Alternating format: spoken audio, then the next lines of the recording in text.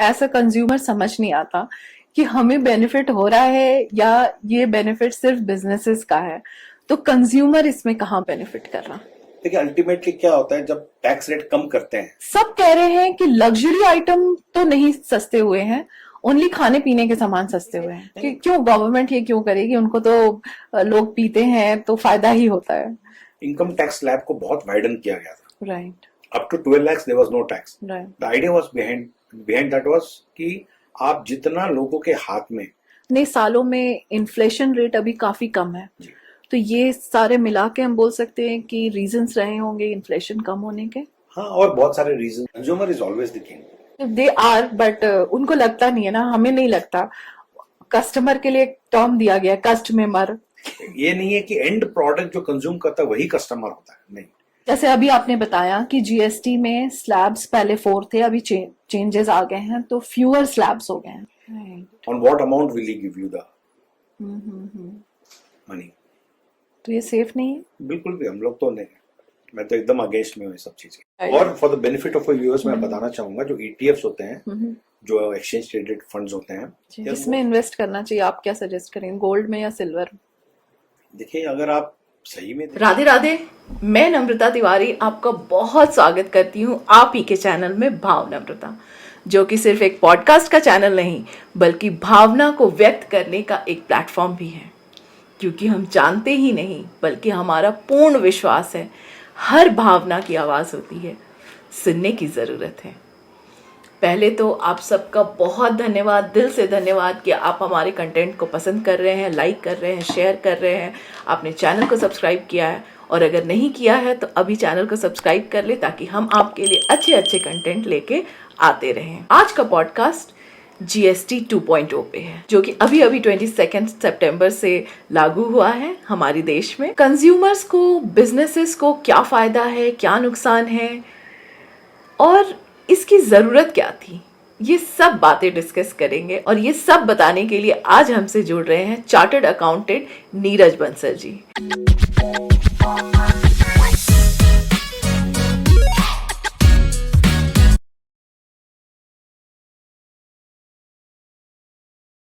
राधे राधे नीरज जी।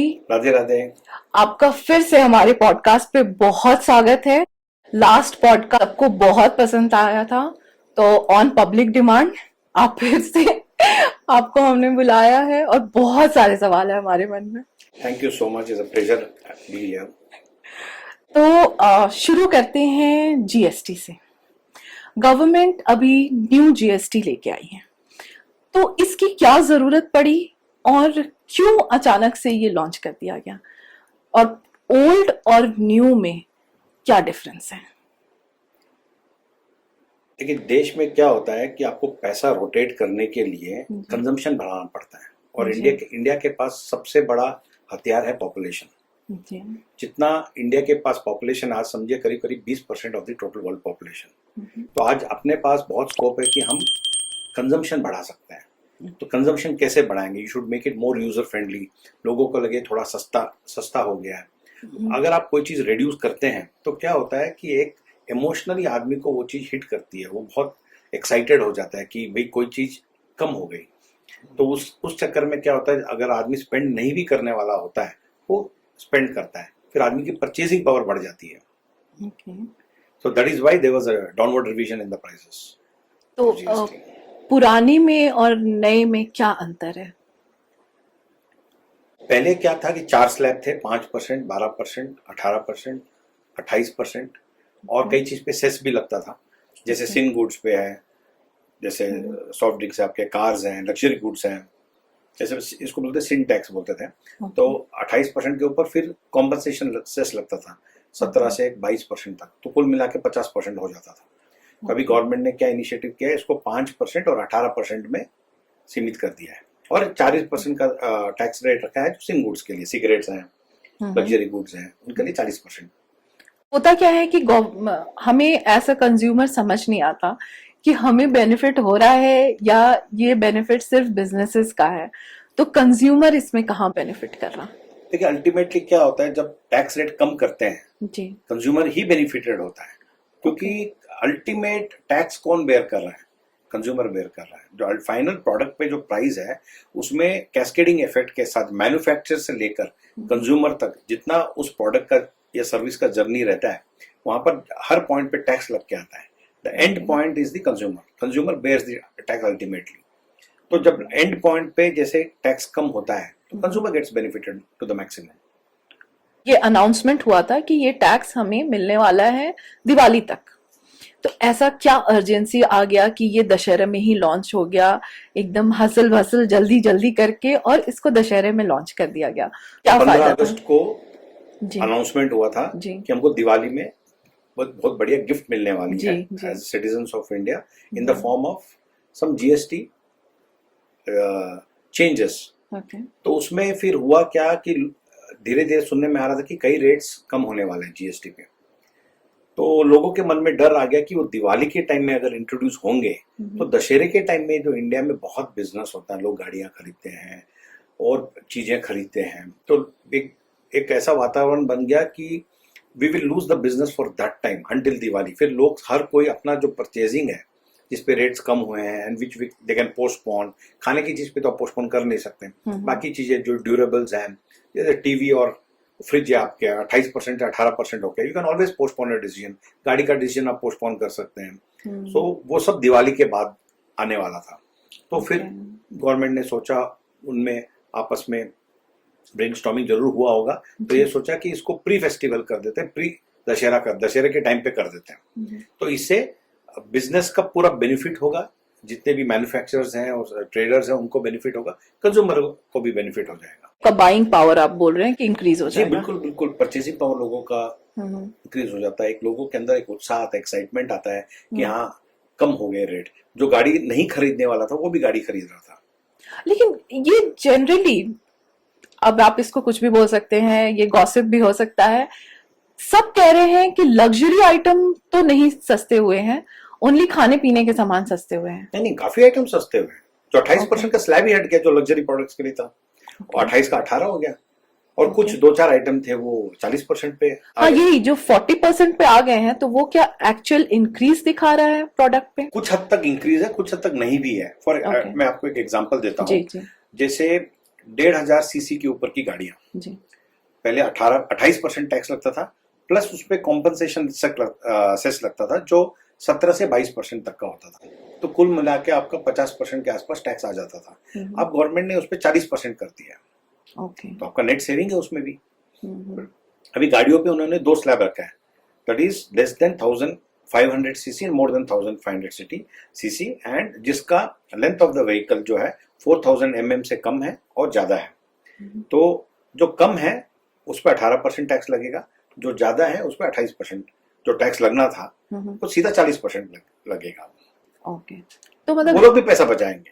वो कैसे बचाएंगे? जैसे मैंने आपको बोला था कि 28 प्लस सेस आता तो 50% होता था, अब वो 40% कर दिया।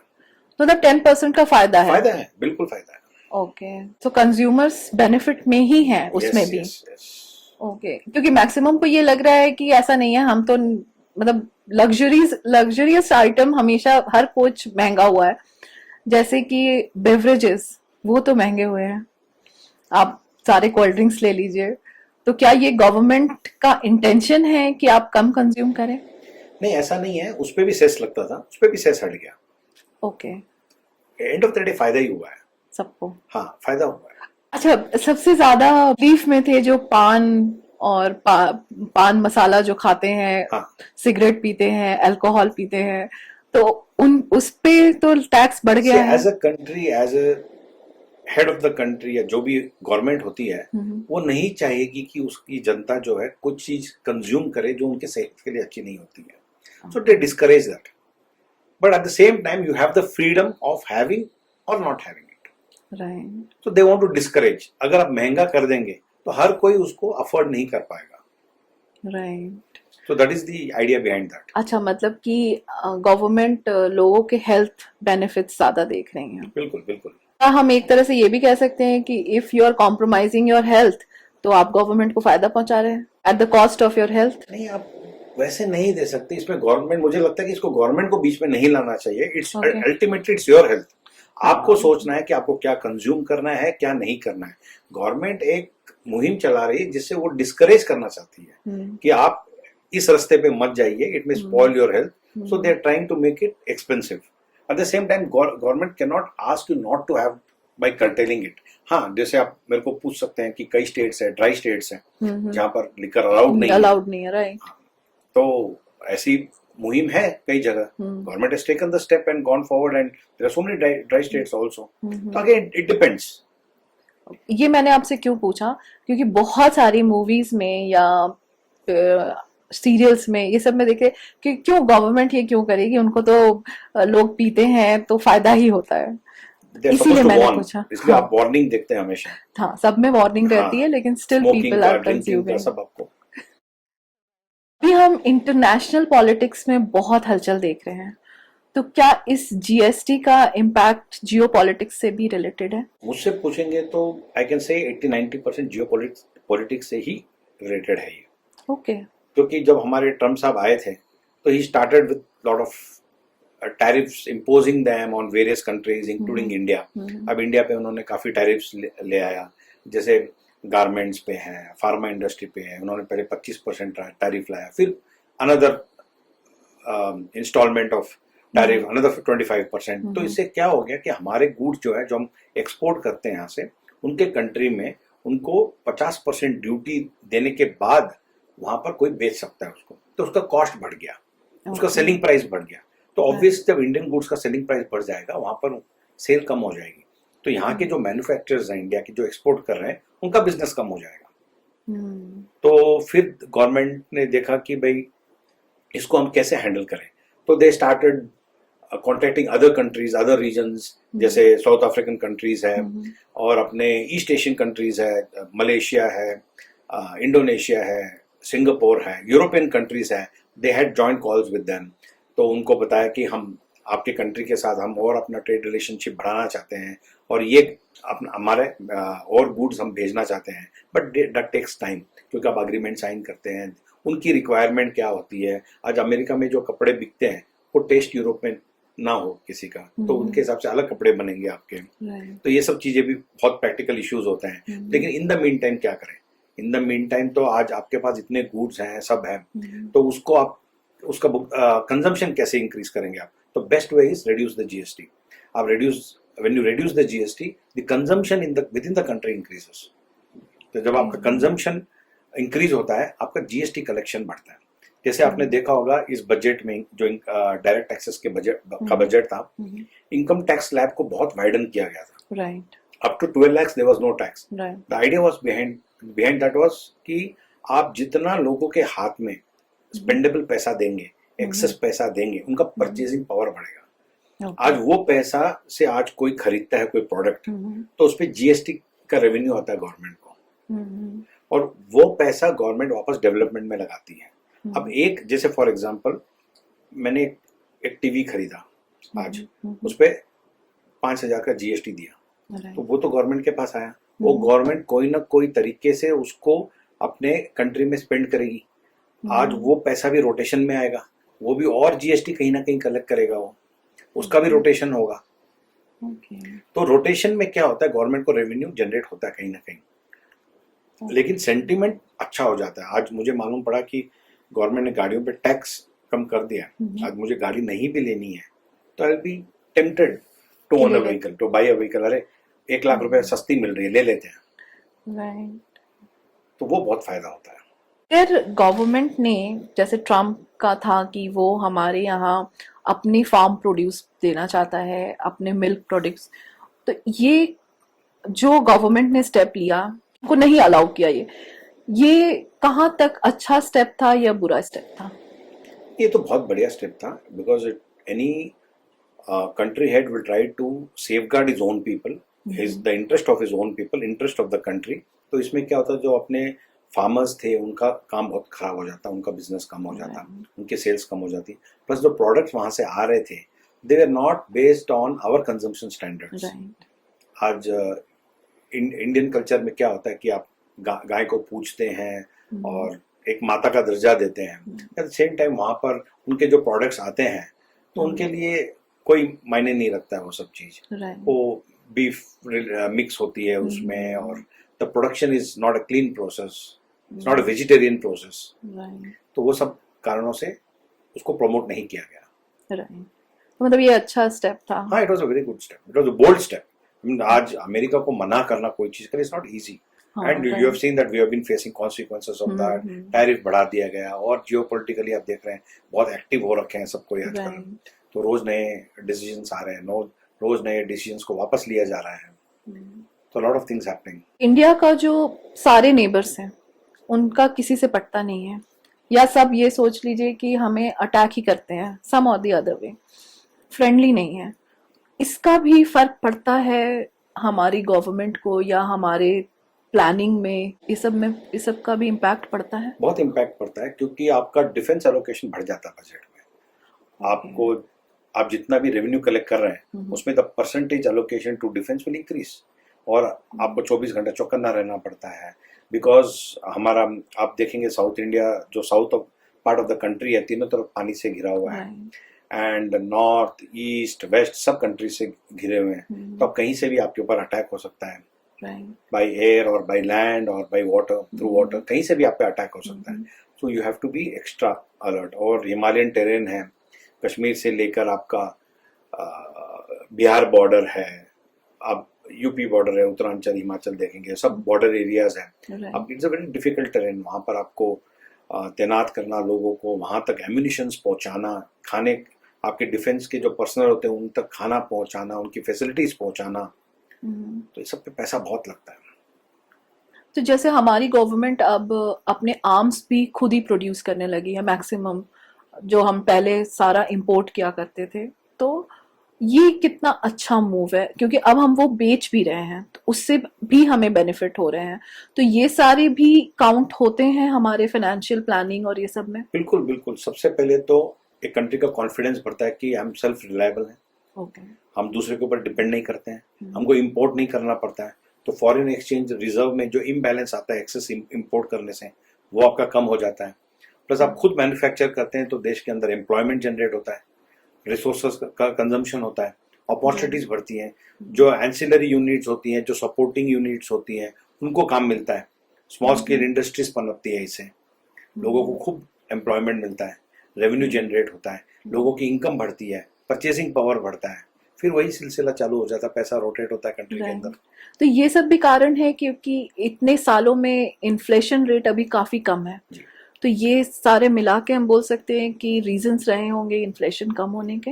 हाँ, और बहुत सारे रीजंस होते हैं. फूड प्रोडक्ट्स है, एग्रीकल्चरल प्रोड्यूस है, वो सब चीजें भी होती हैं. अपने इंटरेस्ट रेट्स को अपने मैनेज कर पा रहे हैं, अच्छे से कंट्रोल पे रख पा रहे हैं हम लोग.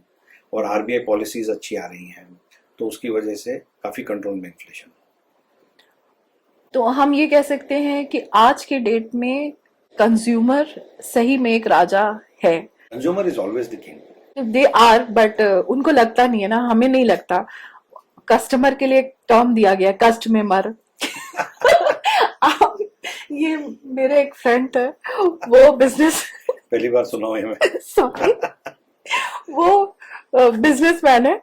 तो जब भी मैं उससे पूछती थी कि तुम इतनी, यार हर चीज पे इतना रेट क्यों रहता है, तो तुम जो टैक्स देते हो, तो बोलता नहीं वो तो कस्टमर देता है ना, मैं क्यों टैक्स दूंगा, कस्टमर है, कस्ट में मरने के लिए. तो इसीलिए मैं आपको कस्टमर का मैं डेफिनेशन आपको समझाऊंगा. जी. क्या होता है, आज एक मैन्युफैक्चरर है, समझिए एक प्लास्टिक बोतल मैन्युफैक्चर कर रहा है, तो उसको प्लास्टिक दाने चाहिए मैन्युफैक्चरिंग के लिए.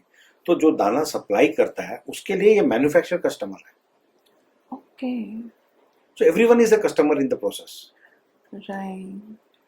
आज कोई दूसरा रॉ मटेरियल या कोई मशीनरी सप्लाई कर रहा है, तो इस मैन्युफैक्चर के लिए manufacture is the customer for that person who supplying the machinery to him. Okay. He is the end user of that machinery. Right. तो हर कोई प्रोसेस में कस्टमर है. ये नहीं है कि एंड प्रोडक्ट जो कंज्यूम करता है वही कस्टमर होता है, नहीं. आप पूरे प्रोसेस में, पूरे चेन में हर आदमी कस्टमर है, क्योंकि उसको जो जरूरत है वो उसके नेक्स्ट प्रोसेस में जो नेक्स्ट बंदा है वो उसको सप्लाई कर रहा है, तो उसके लिए वो कस्टमर है. हमने हमेशा इकोनॉमिक्स में पढ़ा है कि consumers and customers are the king.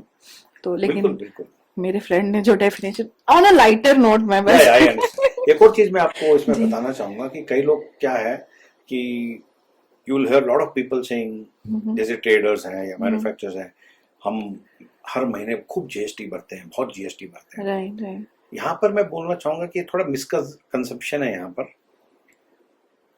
कोई भी ट्रेडर है या चैनल में बीच में जो भी एक चेन आता है, he is collecting tax on behalf of the government from his customer and remitting it to the government. Okay. He is the agent of the government. वो अपने पॉकेट से जीएसटी नहीं दे रहा है, वो कलेक्ट कर रहा है उसके कस्टमर से और गवर्नमेंट को दे रहा है। हाँ, इसमें एक चैलेंज क्या आता है, समझिए उसने कोई मटेरियल सप्लाई किया, उसको पेमेंट 2-3 महीने के बाद आया है, अच्छा। लेकिन उसका जीएसटी तो अगले महीने उसको भरना पड़ेगा। That he is paying out of his pocket until he receives from his तो customer. क्या ये उसके लिए टैक्सिंग होता है कि उसको अपने पॉकेट से भरना पड़ता है? 2-3 महीने का जो बफर है वो टैक्सिंग तो होता है, देखो उसका वर्किंग कैपिटल पूरा इफेक्ट हो जाता है। तो that's why they take so many banking facilities, उनको ओवरड्राफ्ट लेते हैं, लोन्स लेते हैं, सो दैट कैश क्रंच नहीं हो, और इसको मीट करना बहुत चैलेंज होता है। अगर सामने वाले को परचेज पे क्रेडिट भी उतना ही मिलता है तो he will meet both the ends. लेकिन अगर उसका कैश परचेज है और सेल उसका क्रेडिट में है तो दिक्कत वाला काम है। अनलाइक होटल इंडस्ट्री में क्या होता है कि आपका सेल कैश में है, आपको परचेज क्रेडिट में होता है, then they don't have an issue. Right. तो जैसे मैंने सुना है कि इन बिजनेस 3 मंथ्स का क्रेडिट हमेशा चलता है, तो ये सबके लिए है या सबका फ्लेक्सिबल रहता है? अलग अलग है सबका। 3 दिन भी होता है, 6 दिन भी होता है, 6 महीने भी होता है। ओके। टेक्सटाइल इंडस्ट्री में तो बहुत लंबा चलता है, अच्छा। 3 से 6 महीना चलता है। बट टेक्सटाइल इंडस्ट्री में तो प्रॉफिट भी है ना ज्यादा? लोगों को मार्जिन फिर रखना पड़ता है उस हिसाब से, because they have to meet their overheads and expenses, interest cost and everything. अच्छे किसी से आप रोटेशन में 1 महीने में पैसा लेते हो तो आप उसको रोटेट कर पाते हो, साल में 12 बार रोटेट कर पाते हो। लेकिन किसी से पैसा आपको 6 महीने में एक बार आता है तो आप तो साल में 2 ही बार उसको रोटेट कर पाओगे, तो आपका टर्नओवर इफेक्ट हो जाता है, उससे आपके इंटरेस्ट कॉस्ट बढ़ जाते हैं। राइट। जैसे अभी आपने बताया कि जीएसटी में स्लैब्स पहले 4 थे, अभी चेंजेस आ गए हैं तो फ्यूअर स्लैब्स हो गए हैं। तो इसमें मतलब इस स्लैब्स को आप थोड़ा हमें इलैबोरेट करके बताएंगे जो हमें समझ में आ सके? काफी इंटरेस्टिंग चेंजेस हुए हैं इसमें, प्रैक्टिकल डिफिकल्टीज बहुत आई हैं जी। जैसे इम्प्लीमेंटेशन में बहुत डिफिकल्टीज आई हैं।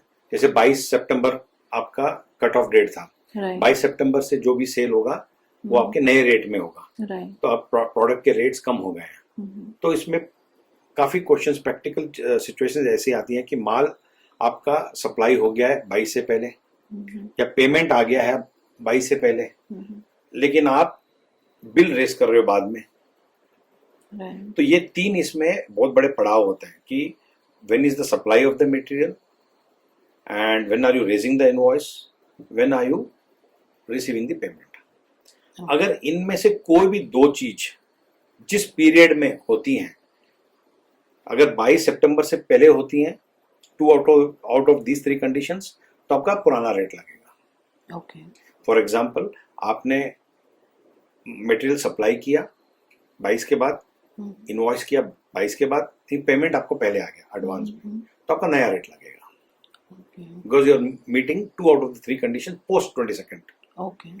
तो ये बहुत बड़ा चैलेंज था कि हम क्या करें क्लासिफिकेशन में।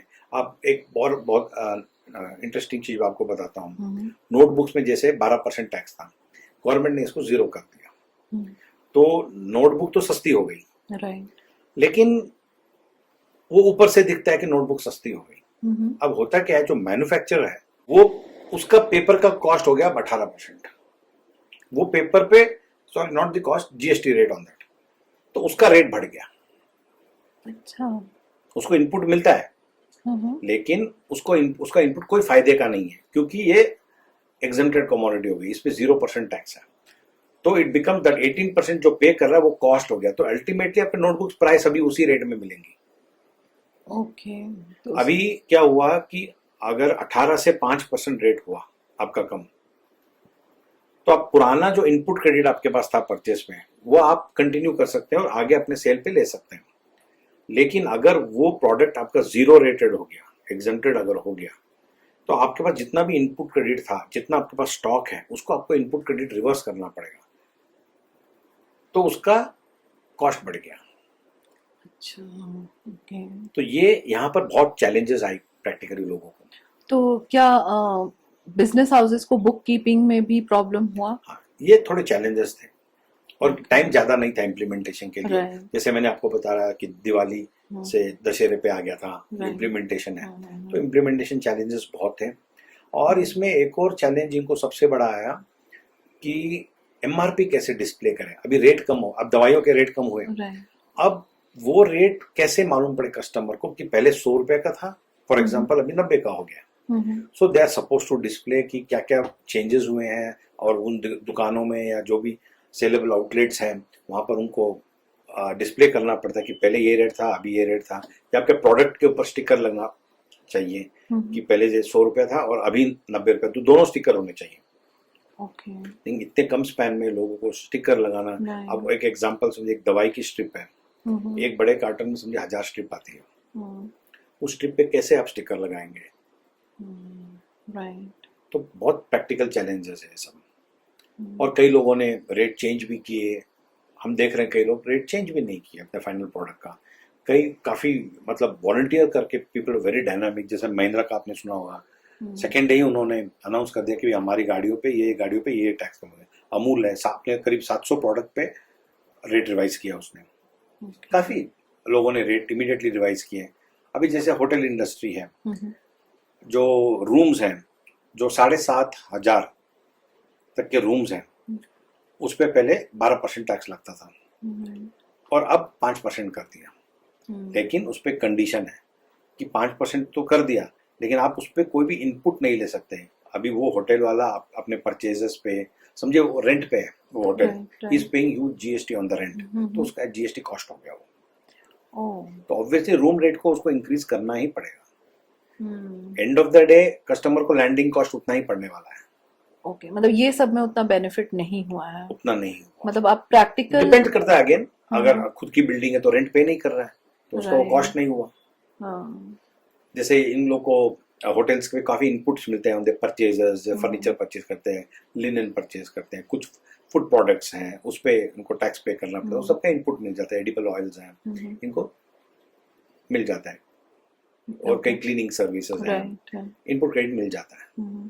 तो अब वो उसका बेनिफिट नहीं मिलेगा, तो वो उनको कॉस्ट हो गया वो।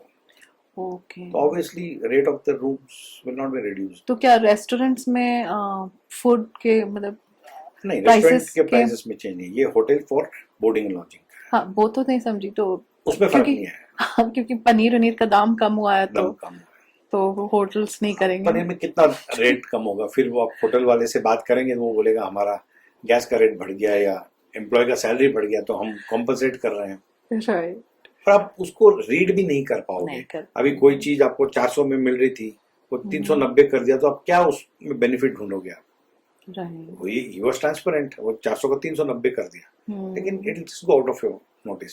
लेकिन कई चीजें हैं जो एकदम नोटिस में आती हैं। फॉर एग्जांपल नेचुरल आइसक्रीम्स पे 18% टैक्स देना पड़ता था कस्टमर को, अगर उनके पार्लर में वो कंज्यूम करता है, अब 5% है। So that is clearly visible कि अब वो 13% जो बेनिफिट है, it is given to the customer, consumer. कई जगह जहाँ प्रोसेस में मिल जाता है, उस टाइम में आप उसको स्पेसिफिकली देख नहीं सकते या दिखा नहीं सकते कि कितना विजिबल इम्पैक्ट हुआ है। कुछ चीजों में विजिबल इम्पैक्ट दिखता है। ओके, तो मतलब जीएसटी से दिवाली तक में सबको बहुत फायदा हुआ है। हाँ, आगे भी फायदा होगा। लेकिन लग्जूरियस आइटम जैसे गोल्ड सिल्वर, इस पे तो कोई फायदा नहीं होगा। नहीं, गोल्ड सिल्वर पे कोई चेंजेस भी नहीं है। गोल्ड सिल्वर तो रेट तो बढ़े जा रहे हैं, तो उसमें गवर्नमेंट का कोई हाथ नहीं है। ये सब जियोपॉलिटिकल सिचुएशंस हैं, and which was foreseen from many months की अभी जो सिचुएशन आने वाली है। गोल्ड एंड सिल्वर जो है ना, एक अलग टाइप का एसेट क्लास है। ये आप देखेंगे ना, जो इकोनॉमी डाउन हो रही है या इकोनॉमी ठीक से नहीं चल रही है, तो अनसर्टेनिटी बढ़ जाती है पूरी दुनिया में। जब अनसर्टेनिटी बढ़ती है तो gold and silver are the most dependable assets, easy liquidity होती है। तो हर कोई उसी में जाना चाहता है। किस में इन्वेस्ट करना चाहिए, आप क्या सजेस्ट करेंगे, गोल्ड में या सिल्वर? देखिए, अगर आप सही में देखते हैं, परसेंटेज वाइज जाना चाहते हैं, तो हम लोग सिल्वर रिकमेंड कर रहे हैं। वो हम लोग 3-4-5 महीने से सिल्वर रिकमेंड कर रहे हैं, क्योंकि सिल्वर हैज बेटर रेवेन्यूज की, सिल्वर का यूसेज बहुत है। और मैंने एक डेटा पढ़ा था सिल्वर का कंजम्पशन का 2024-25 का, कि what ever silver was consumed in that year, only 70% of that was produced through mining. मतलब जो बाकी 30% था वो मार्केट से उठा के कंज्यूम हुआ है।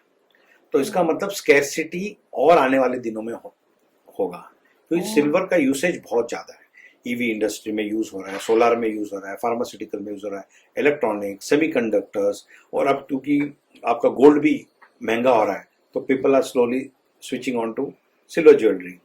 तो सिल्वर का डिमांड बढ़ रहा है, बहुत बढ़ रहा है सिल्वर का डिमांड। इसलिए परसेंटेज वाइज आप देखेंगे, जब गोल्ड और सिल्वर दोनों 1 लाख के आसपास थे, सोना तोला के हिसाब से और वो केजी के हिसाब से, अभी देखिए आपका जो मार्केट में कमोडिटी एक्सचेंज में रेट है सिल्वर का 165 के आसपास है।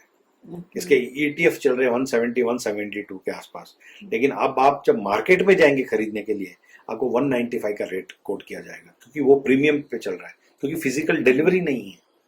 आप कोई भी रिफाइनरी को अप्रोच करेंगे, वो आपसे कम से कम 1 महीने का टाइम ले रहा है, और कम से कम आपसे 10 से 20% प्रीमियम ले रहा है आपसे। सिल्वर मिल नहीं रहा लोगों को,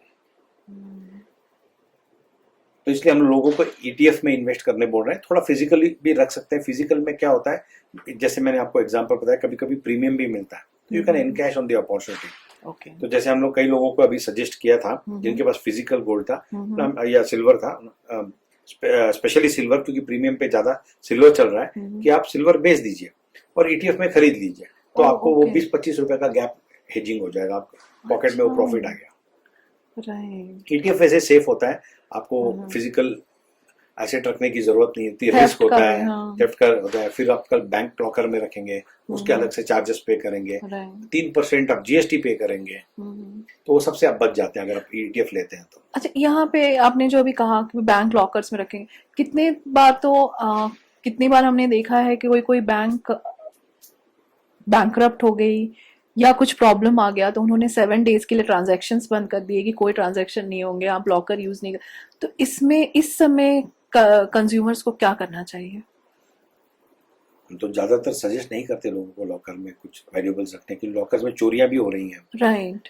और अब पता नहीं है ना कि बैंक को कि आपने लॉकर में क्या रखा है।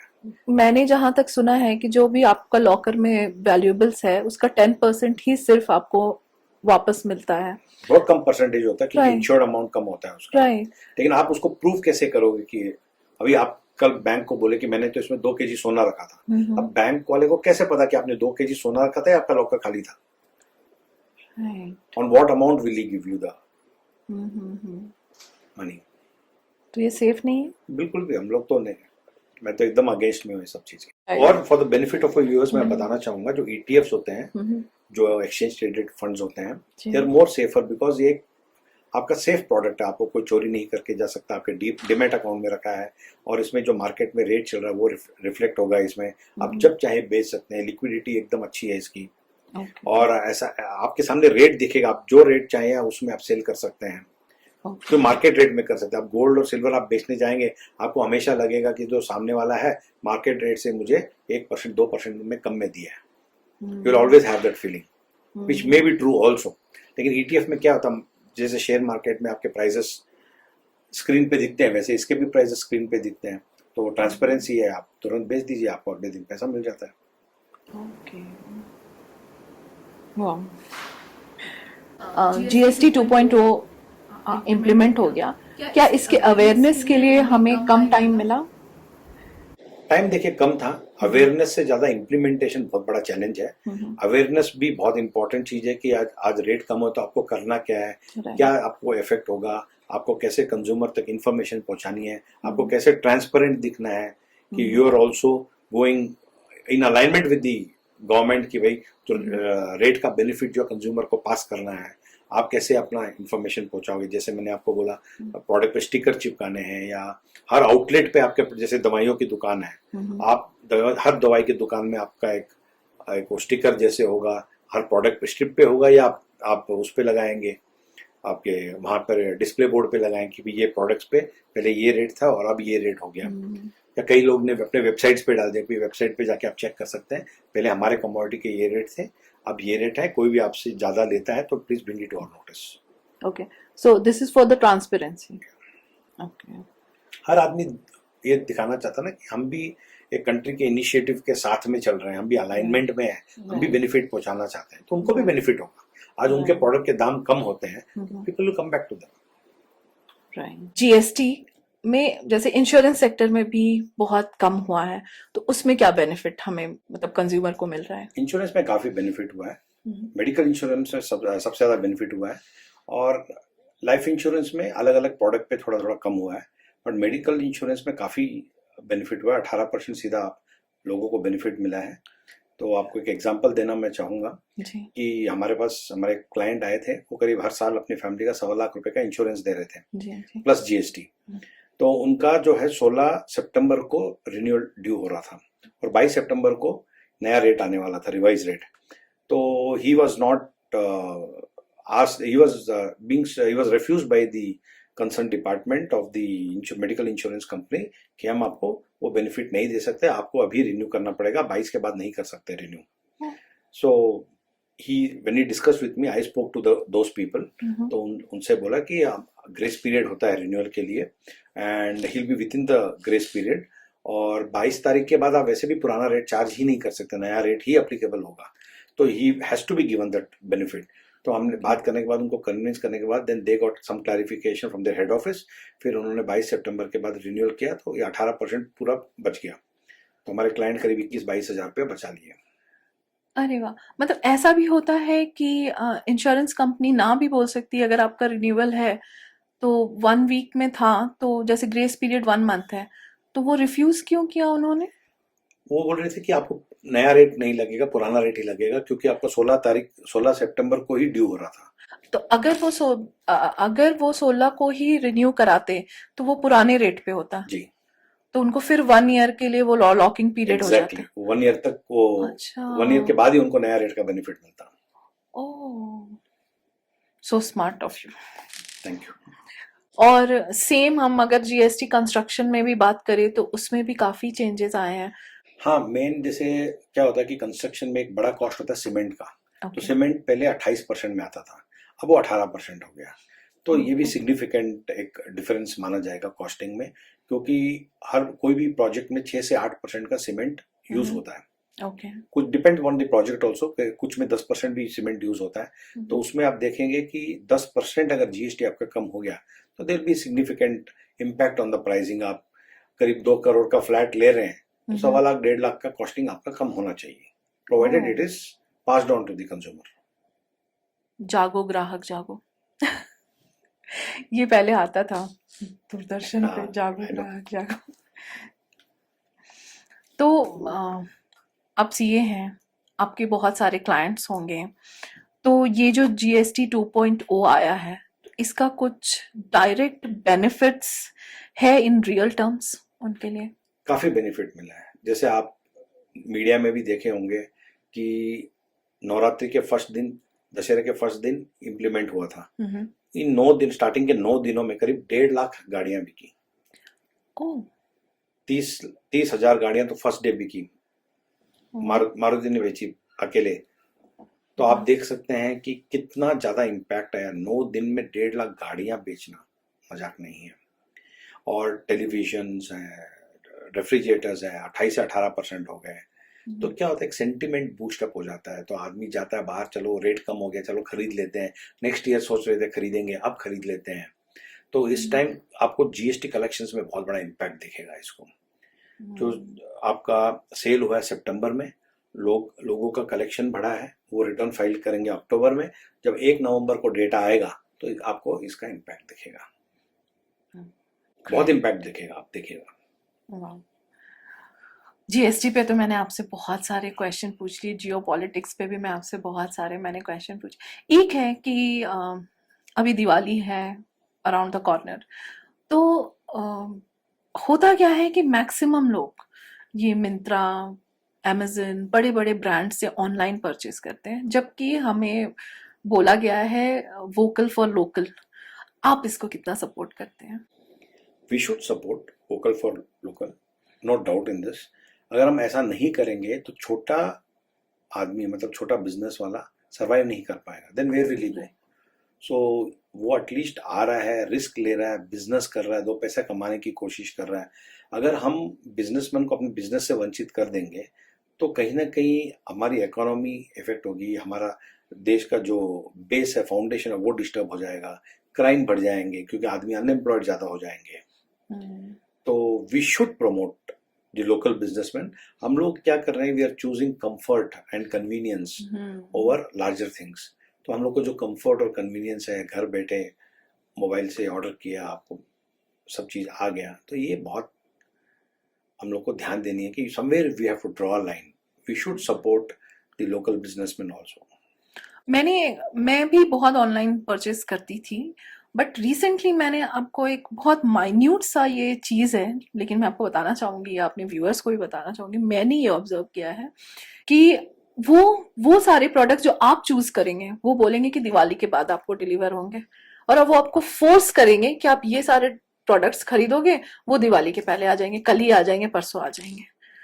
सो ये भी आप एक तरह से कॉम्प्रोमाइज कर रहे हो। अगर आप कन्वीनियंस से जा रहे हो तो यू आर कॉम्प्रोमाइजिंग इन सम और द अदर वे, क्योंकि आप अपने चॉइसेस से नहीं जा रहे। तो we should think of this.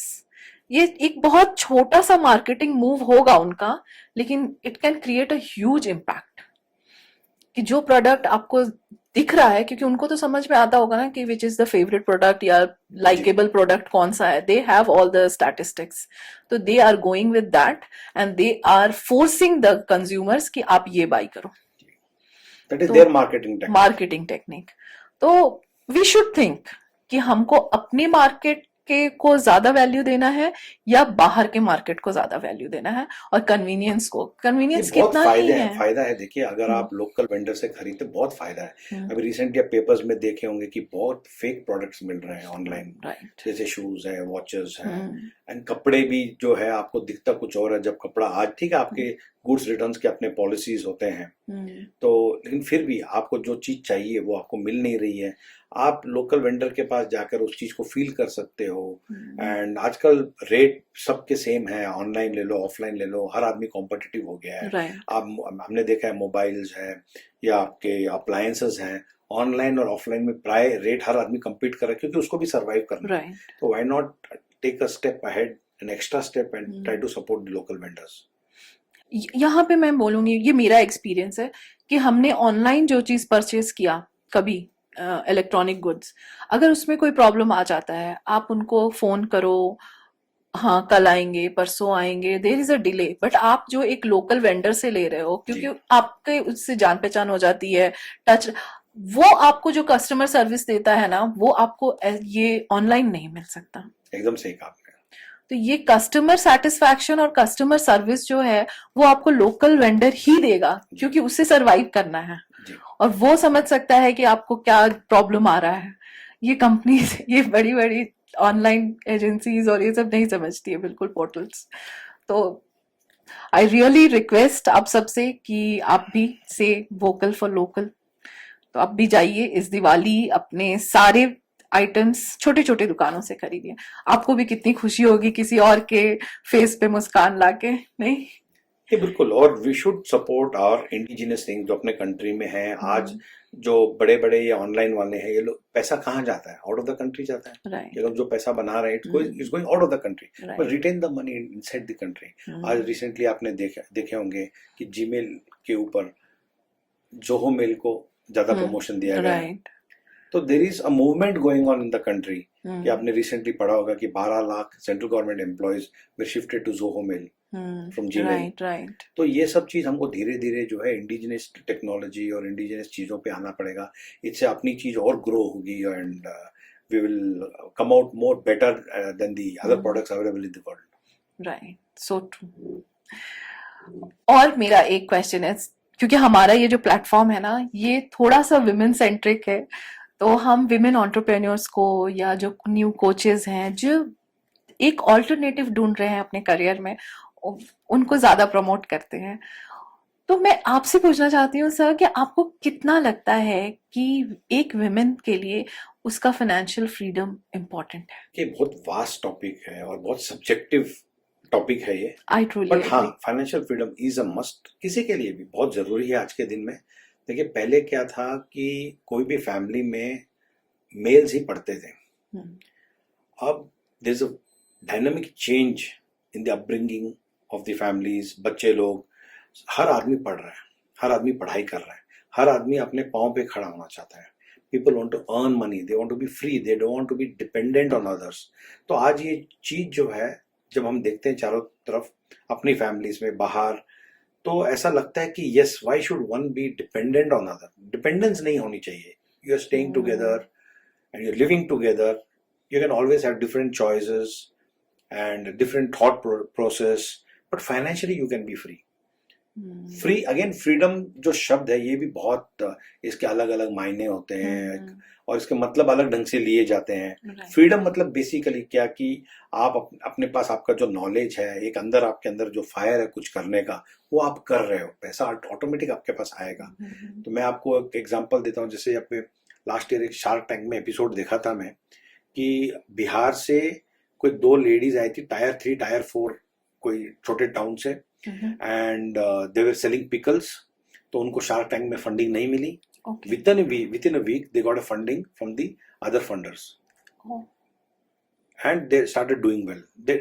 Now they are having turnover in crores. आप पिकल का सोचिए, क्रोर्स में टर्नओवर हो रहा है। तो आपके अंदर वो फायर है कुछ करने का, या आप एजुकेटेड हो, कुछ करना चाहते हो, automatically when you want to work you earn money, and वो मनी आप अल्टीमेटली आपके लिए खर्च करेंगे, अपने फैमिली के लिए खर्च करेंगे, for the upliftment of your family, better education, उसी के लिए खर्च करेंगे। तो फ्रीडम तो ऑटोमेटिक आपके पास आ ही गया। Right, you not dependent on someone. आज आपके हाथ में पैसा। देखिए फ्रीडम वाला शब्द कहाँ से स्टार्ट हुआ था, कि पहले क्या होता था कि लेडीज लोग काम नहीं करती थी, they had to ask for money every time they need something. Right. Men, family में जो men होते हैं उनसे पूछ, because they were the earning members. Right. पहले roles and responsibilities divided थे। Right. कि पैसा जो अर्निंग होगा वो मेल मेंबर्स करेंगे, बाकी बच्चों को संभालना है, घर को संभालना है, वो सब लेडीज करेंगे। अब देयर इज अ चेंज। अब लेडीज लोग घर को संभालते हुए भी they are also earning money. अपने पास छोटा टाइम सेव करते हैं, 2 घंटा भी सेव करते हैं, they want to do something out of it. Right. आज देखिए आप कितने सैलून्स, पार्लर्स चल रहे हैं। आप they are all maximum owned by ladies. वो कहाँ करते हैं, सुबह 2 घंटा चली जाती हैं, एक शाम को 1 घंटा जाके आती हैं, अपने फैमिली के रिस्पॉन्सिबिलिटीज भी पूरा कर लेती हैं और वो सैलून्स भी चला लेती हैं। तो people are coming out of those comfort zones और पैसा कमा रहे हैं, फैमिली इनकम बढ़ रही है, इससे कंजम्पशन बढ़ रहा है फैमिलीज में, सबके जो स्टैंडर्ड ऑफ लिविंग है वो बढ़ रहे हैं। मैं जब MBA कर रही थी तो मैं बैंक ऑफ इंडिया में मैंने SIP किया था। तो वहाँ से मेरा प्रोजेक्ट था सेल्फ हेल्प ग्रुप्स के ऊपर।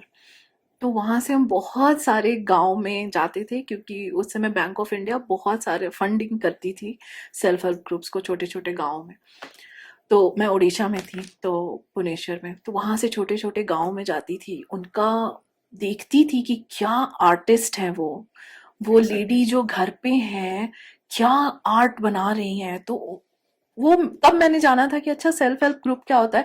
10 लेडी को या 15 लेडी को फॉर्म कर दिया जाता है और गवर्नमेंट उनमें से एक को लीडर बना देती है कि आप फंडिंग देखना, हम आपको फंडिंग करेंगे, आप इसको रोटेट करो, आपको जो बिजनेस करना है करो। It is such a good thing कि अरे वाह, मतलब उस समय मेरे लिए, मतलब ये मैं बता रही हूँ 2007-8 की बात, तो उस समय मुझे लगा था कि वाह, तो लगा था कि मैं भी कुछ इसमें करूंगी, कि मैं भी सेल्फ हेल्प ग्रुप। उसके बाद से बड़े बड़े शहरों में ही रह रही हूँ और सारा कुछ भूल गई। लेकिन अभी आपसे अभी बात किया ना, आपने जो पिकल का बोला, तो मुझे वही सेल्फ हेल्प ग्रुप का याद आया कि कभी मैंने सोचा था कि मैं ऐसे ग्रुप्स को हेल्प करूंगी, सपोर्ट करूंगी। मतलब अगर आपने पढ़ाई की है, नॉलेज है, तो व्हाई नॉट। उनमें कैपेबिलिटी है, बस थोड़े से नॉलेज की कमी है। तो हम अपना नॉलेज थोड़ा सा जाके अगर 1 घंटा भी इन्वेस्ट कर दे, अगर हमारे जैसी पढ़ी लिखी औरतें या मर्द भी क्यों नहीं, मैन वेमेन कोई भी अगर 1 घंटा भी उनको जाके सपोर्ट ऐसे ग्रुप्स को कर दे तो वो बहुत फ्लरिश कर जाएंगे। उनको थोड़ा गाइड कर दे कि कैसे आप अपना बिजनेस, जैसे वो शार्क टैंक में आई अपना, कोई उनको गाइड किया होगा कि जाके फंडिंग लो। ग्रेट, आपने मुझे एक मेरा कुछ कमिटमेंट जो था मैं भूल गई थी वो याद दिला दिया, थैंक्स टू यू। ये बट सेल्फ ये हेल्प अच्छा था। ग्रुप्स वाली चीजें जो है out of hmm, government ambit भी बहुत है। आप अच्छा। जैसे लिज्जत पापड़ लीजिए, कहाँ से हम्म, स्टार्ट हुआ था लिज्जत पापड़? हाँ, एक वो भी ग्रामीण एक ऐसे महिला उद्योग, ग्रामीण एक बनिया। बॉडी बनी थी, और हम्म, वहां पर उन्होंने जितने भी लेडीज काम करना चाहते हैं उनको एम्प्लॉयमेंट दिया, वहां से पापड़ बनाना स्टार्ट हुआ। आप राइट। बेंगलोर में अगरबत्ती इंडस्ट्री देख लीजिए, hmm, there are lot of groups of women, what they hmm, do, उनको जो अगरबत्ती मैन्युफैक्चर होता है हम्म, वो उनको उनके घर में पहुंचा देता है, जो अगरबत्ती की स्टिक्स अच्छा, होती है ओके। और जो पेस्ट और मसाला होता है उनके घर हम्म, पहुंचा देता है। हम्म, और वो लोग दिन भर अपने फ्री टाइम में वो अगरबत्ती बनाती हैं और रेडी करके मैन्युफैक्चर को दे देती हैं। Oh wow. तो बिना इंडस्ट्री हम्म, फिजिकली गए अपने घर में बैठ के अपने फ्री टाइम में दे अर्न सम मनी। आजकल हम्म, इतने कवर्स कवर्स बनने का जो इंडस्ट्री है, हम्म, जो स्मॉल स्केल में होता है, राइट। वो सब घर में बैठ के लेडीज कर रही हैं। हम्म, हैंडीक्राफ्ट जैसे आपने कहा, वो टिफिन सर्विसेज भी, टिफिन सर्विसेज, वो भी बहुत अच्छा है। हाँ, जो मुंबई का। पॉडकास्ट सर्विसेज देख लीजिए आप, you are the best example. Thank you. But घर में बैठी हूँ तो क्या नहीं करूँ, तो करते हैं, कुछ। लोग अपने हॉबीज को बाहर लेके आ रहे हैं। ट्रैवल टूरिज्म है, लोग घर बैठे लोगों के ट्रैवल प्लान्स कर रहे हैं, टिकटिंग कर रहे हैं, उनको हेल्प कर रहे हैं, kind of right, earning some money, there is nothing wrong. अपना राइट, पैशन फॉलो करते हैं, एक उनके राइट। हाथ में पैसा आता है, तो खाली मेल मेंबर के ऊपर प्रेशर नहीं होता है, प्रेशर बढ़ जाता है। So you right. Can increase your standard of living, you can make better decision making, your purchasing power increases. हमने वो मुंबई का जो टिफिन सर्विसेज है उस पे केस स्टडी पढ़ी थी कि आप उनका कुछ भी नहीं था कि आप एक टिफिन बना के दे सकते हो, आप 2 टिफिन बना के दे सकते हो, आप जितना भी आप बना के दे सकते हो। आप अपने घर में तो खाना डेली बनाते हो, एग्जैक्टली। बस वही खाने में एक आदमी का इंक्रीज कर दो और आप हमें टिफिन दे दो। मुझे लगा अरे वाह, मतलब कितना अच्छा थॉट है, क्योंकि हम सब घर पे कुकिंग तो करते ही हैं फैमिली के लिए। एक एक्स्ट्रा मील आप बना रहे हो और सब, और ये सोचिए कि जो खाते थे वो हमेशा सेटिस्फाइड रहते थे क्योंकि उन्हें हमेशा डिफरेंट डिफरेंट टेस्ट का मिलता था खाना। एग्जैक्टली। तो ये सब, हाँ, अगर सोचे तो बहुत कुछ आप घर बैठे ही कर सकते जी हैं। जी। कोई जरूरत नहीं है कि आपके पास बहुत रिसोर्सेज हो तो आप करें। और हाँ, आपने सही कहा, मैं एक वो इसमें एग्जाम्पल हूँ क्योंकि मैंने कोरोना में जब सारे मेरे बिजनेसेस बंद हो गए थे तो एक बहुत डीमोटिवेटिंग टाइम था उस समय, क्योंकि आप तो एक बहुत डिप्रेसिंग फेज था। तब मैंने शुरू किया था यूट्यूब चैनल में, कुकिंग का चैनल मैंने शुरू किया। अच्छा। तो वहां से आज पॉडकास्ट में वो रिकॉर्डिंग, फिर मैंने रिकॉर्डिंग सीखी, फिर मैंने एडिटिंग सीखी, मतलब स्किल अपग्रेड करती गई क्योंकि कुछ कुछ कर रही थी तो चलो इसीलिए तो हम लोग आज एक दूसरे के सामने बैठे हैं। आप सही। कुकिंग चैनल में कंटिन्यू रहते तो मैं आपके सामने आज नहीं बैठा होता। हो सकता है मैं कुछ प्रोवाइड कर रही हूँ। नहीं, सही बात है, कुकिंग में तो नहीं होता। But this is a very nice thought sir, कि विमेन को इंडिपेंडेंट होना जी चाहिए। बिल्कुल। ये मैं एक बहुत जनरल सा चीज बता रही हूँ। ये आजकल इंस्टा पे रील्स भी आपने बहुत देखा होगा कि अगर एक आदमी का मर्डर हो जाता है तो वो एक हवा बन जाता है। मतलब कितना सारे मर्द डर गए हैं हमारे कंट्री में कि ड्रम में लड़की मार के डाल देगी। आप भी एग्री करेंगे इससे कि इतने सालों से एक औरत कितनी पीड़ित रही है, और डावरी के लिए, या हस्बैंड को कोई और पसंद आ गया, सेकंड वाइफ बन के रह जाए, या उसने कभी रिवोल्ट नहीं किया, या वो कितनी थप्पड़ कितनी मार, कितने लेडीज का मर्डर। तो आज तक, मतलब ये मैं सोचती हूँ कि लड़कियां ज्यादा ब्रेव है, नहीं? टाइम चेंज हो गया है। लड़कियां अब ये सोचते कि हम चुप नहीं रहेंगे, हम हम्म, लोग शोषण नहीं सहेंगे, हम्म, एंड वी विल रिवोल्ट। हम्म, तो ये सब कॉन्फिडेंस से आता है। ये सब कब कॉन्फिडेंस से आता है? जब अपना पैशन है आपके अंदर, आप फॉलो कर रहे हो, आप पढ़ लिख रहे हो, चार आदमी के बीच में आप खड़े होकर बात कर रहे हो, तो वो कॉन्फिडेंस आता है, और वो कॉन्फिडेंस से ये सब चीजें आती हैं। राइट। इसीलिए वो फ्रीडम जो आप अपने बात कर रहे थे, वो फ्रीडम से क्या होता है? End of the day you confidence. Become better person, आपके अंदर कॉन्फिडेंस आ जाता है और आप अच्छी चीजें अचीव कर सकते हो। अगर आप मेरे से पूछें, आज जैसे ग्लोबली इंडियन सीईओज आप देखते हैं, सब जगह फैले हुए हैं। Right. It will be women after next 3, 4, 5 years. The next 3, oh, 4, 5 years. Yes, you will find women CEOs across the world. ये बहुत बड़ा change. But we have heard about the glass ceiling, तो no more glass ceiling is there? कोई ceiling नहीं है, sky is the limit। मैं तो बोलता हूँ sky is not the limit again। बहुत अपॉर्चुनिटीज हैं। आप आज देख रहे हैं कितने वुमेन एंटरप्रेन्योर्स हैं, अपना इंडस्ट्री चलाते हैं, नए नए फील्ड में जा रहे हैं, कितने हमारे पायलट्स हैं, एयरफोर्स में लेडीज है। अभी आपने जो ऑपरेशन हुआ था, मिलिट्री ऑपरेशन, उसमें देखा आपने। तो इस टाइप से लेडीज आर एक्सेलिंग, मतलब काफी आगे बढ़ गए हैं। वो बैरियर्स टूट गए कि ये चीज खाली लेडीज कर सकती हैं, ये चीज खाली जेंट्स कर सकते हैं। इसमें क्या होता है, देखिए कि ऐसा नहीं है कि ये यही कर सकता है, ये वही कर सकता है। It all depends. अगर आप शेफ देखेंगे होटल्स में, आपको खाली मेल आपको लेडी शेफ नहीं मिलेंगे। वो एक अलग टाइप का इंडस्ट्री जहाँ मसल पावर काउंट्स। तो इसमें क्या होता है कि you can not generalize things, कि खाना खाली लेडीज ही बना सकती हैं, मेन बनाते हैं, और अच्छा बिजनेस खाली मेन कर सकते हैं। We are seeing so many women entrepreneurs today. आप रोज नया नाम सुनते हैं, एंड कितने अच्छे एग्जांपल्स हैं आपके सामने जो टफ सिचुएशन में आए हैं। जैसे राधिका गुप्ता जी है, Edelweiss finance scheme, she has come to so much of difficulties, physically उनको इतना प्रॉब्लम है, even then she has faced the challenges and come across. तो ऐसे बहुत एग्जांपल्स हैं। You can not generalize things now. Next 3 से 5 साल आप देखिएगा, globally you will find our women CEOs across. नहीं, मैं जनरलाइज नहीं कर रही हूँ सर। ये जो इंस्टा रील्स है ना, ये हमारे यंगस्टर को बहुत गलत बातें पर पहुंचा रही हैं, क्योंकि बहुत लोग सिर्फ वायरल होने के लिए कुछ भी बोलते हैं। जी। तो वहां पे ये बोला जा रहा है, बेटी को पढ़ाओगे तो यही होगा, मर्डर करके ड्रम में डालेगी।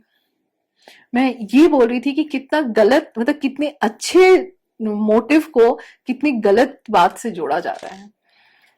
एक दो सिचुएशन ऐसे हो गए हैं अनफॉर्चुनेट, कहीं भी हो सकते हैं, तो वो एक दो सिचुएशन पे आप पूरे को जनरलाइज नहीं कर सकते। एंड आप डीपली देखेंगे तो only the lady is not involve there. उसमें आप देखेंगे कि she was influenced by some third person who forced her to do that.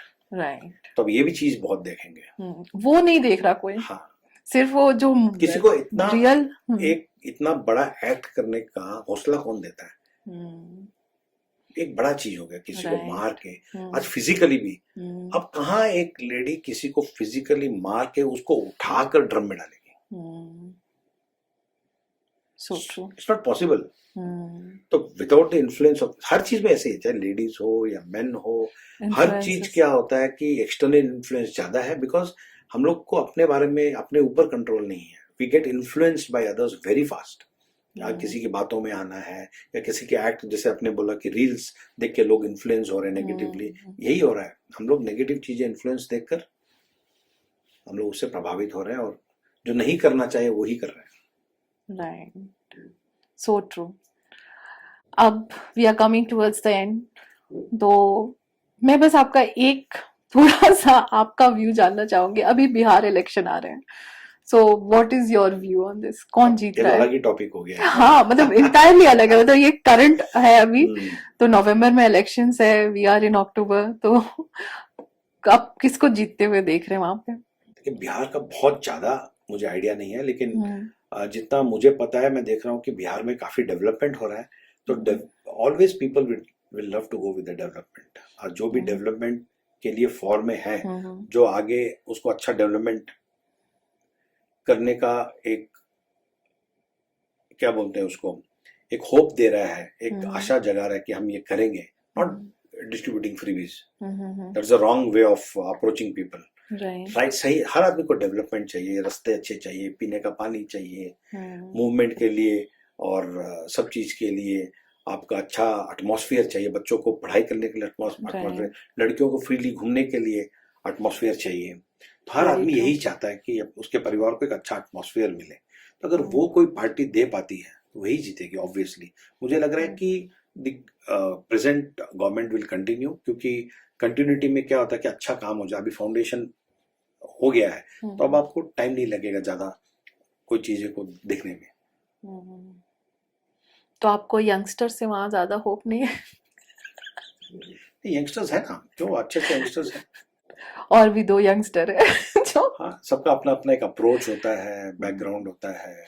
इससे मुझे याद आया कि पता नहीं क्यों ये बिहार इलेक्शन से ही अभी याद आया कि क्या हमें एजुकेशन हर चीज के लिए जरूरी है, चाहे हम सीए बने, चाहे हम एक आईआईटीएन बने, मतलब इंजीनियर बने, डॉक्टर बने, मतलब हर प्रोफेशन के लिए आपको डिग्री चाहिए, पॉलिटिक्स के लिए कोई डिग्री नहीं चाहिए? तो बोला जाता है कि पॉलिटिक्स में एक्सपीरियंस ज्यादा काम आता है लैंड डिग्री। ओके। क्योंकि जब मैं छोटी थी तो मतलब मुझे याद है कि अचानक से हमें न्यूज सुनने मिला था कि मिसेस राबड़ी देवी वो हमारी सीएम बन गई है। उस समय वो बिहार था, जब मैं जहाँ रहती थी झारखंड, तो वो बिहार था, तो मैं 5th स्टैंडर्ड में ही थी।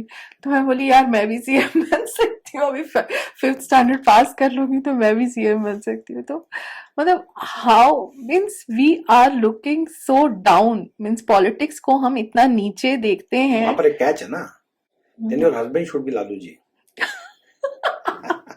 हाँ ये भी है, बट स्टिल लेकिन एक तो कुछ क्वालिफिकेशन क्राइटेरिया होना चाहिए ना कि आपको बेसिक एजुकेशन पूरा करना है, या जी। क्योंकि आप कभी जाके कहीं किसी के लीडर बनने वाले हैं, और आप जब लीडर बन रहे हैं आपके अंडर जो लोग आ रहे हैं वो आपसे हाईली एजुकेटेड है, means how can they see you as a leader?